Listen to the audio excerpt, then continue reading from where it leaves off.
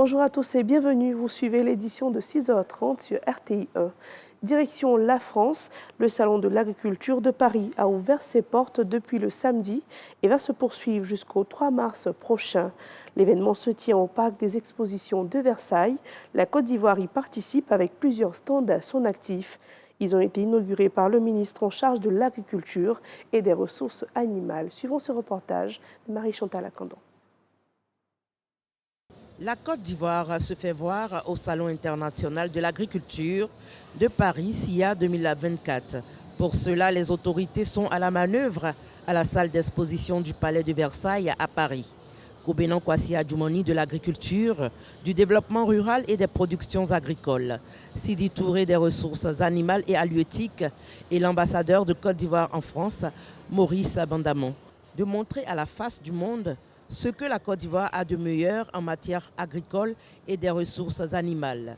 Toute chose qui explique la diversité d'offres au grand pavillon ivoirien à cette exposition. Le fait d'être présent dans cet espace permet de parler de nos besoins d'investissement, de capter les intérêts, les orienter vers les secteurs utiles que nous voulons rapidement stimuler à l'effet d'impacter durablement la disponibilité de poissons. Le mâchoiron d'eau douce, le tilapia, le thon de conserve, le miel, les escargots géants sont entre autres produits que la Côte d'Ivoire présente au stand du ministère des Ressources animales et halieutiques.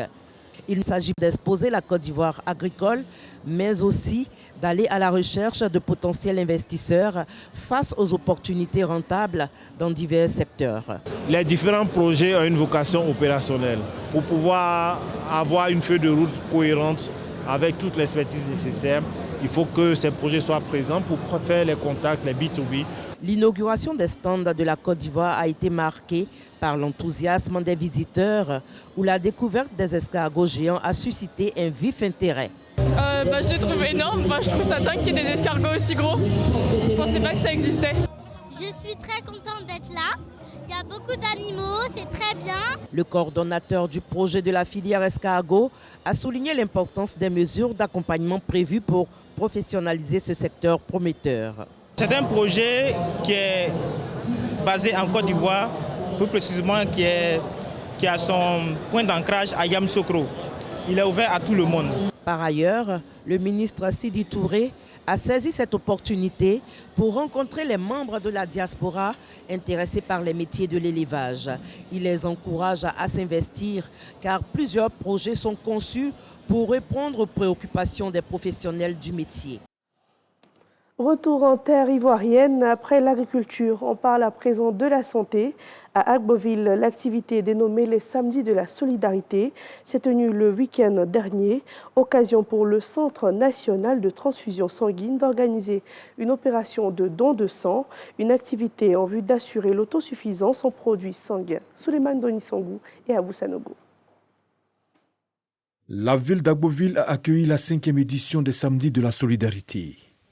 Un concept porté par le Centre national de transfusion sanguine et qui vise à la collecte de sang bénévoles et volontaires dans l'optique d'assurer l'autosuffisance en produits sanguins en Côte d'Ivoire. Le concept des Samedis de la Solidarité tire son origine et sa naissance sur la vision de M. le Président de la République, qui vise donc bien sûr à être solidaire de ces personnes altruistes, bénévoles, ces héros du silence, qui tous les jours œuvrent par ce geste-là, le don de sang, a sauvé des centaines de malades dans les hôpitaux et donc à travers le pays. Les populations de la ville d'Agboville ont tenu à marquer leur solidarité aux initiateurs. Ce don de sang, c'est pour aider vraiment tout un chacun, les malades qui sont en détresse. Parce qu'aujourd'hui, quand nous allons dans les hôpitaux, franchement, c'est vraiment difficile d'avoir du sang. Donc ce qui m'a motivé aujourd'hui, c'est de venir donner mon sang pour sauver des malades. C'est la deuxième fois que je donne mon sang. Nous avons effectué nos stages, on a vu combien de fois le sang est important pour la vie d'un enfant, pour un adulte même. Donc c'est dans ce cadre-là que nous sommes là. Dr Charles Kofi, directeur du cabinet du ministère de la Santé, de l'Hygiène publique et de la couverture maladie universelle, présente un état des lieux et affiche quelques perspectives. Aujourd'hui, nous avons atteint 94% de nos besoins en produits sanguins. Mais il faut que nous allions plus loin, plus haut. Je voudrais donc, au nom du ministre, L'ancien appelle aux Ivoiriens de donner son sang, chacun en ce qui le concerne, pour permettre à notre pays de s'autosuffire en produits sanguins. Les samedis de la solidarité se déroulent une fois chaque mois. Les premières éditions se sont tenues successivement à Treichville, à Bouaké, à Abobo-Baoulé et à Abdaloa. Dans l'actualité internationale, la CEDEAO a produit hier un communiqué où elle annonce la levée de toutes les sanctions économiques et financières contre la Guinée. Cette décision intervient au lendemain de la levée des sanctions contre le Niger à l'occasion d'un sommet des dirigeants à Abuja, au Nigeria. Dernier sujet au Burkina Faso, au moins 15 fidèles ont été tués et 2 personnes blessées hier dans le nord. C'était lors d'une attaque perpétrée contre une église catholique pendant la prière du dimanche. L'annonce a été faite par le vicaire général du diocèse de Dori. Fin de ce premier point de l'actualité. L'information revient à 7h sur RTI1.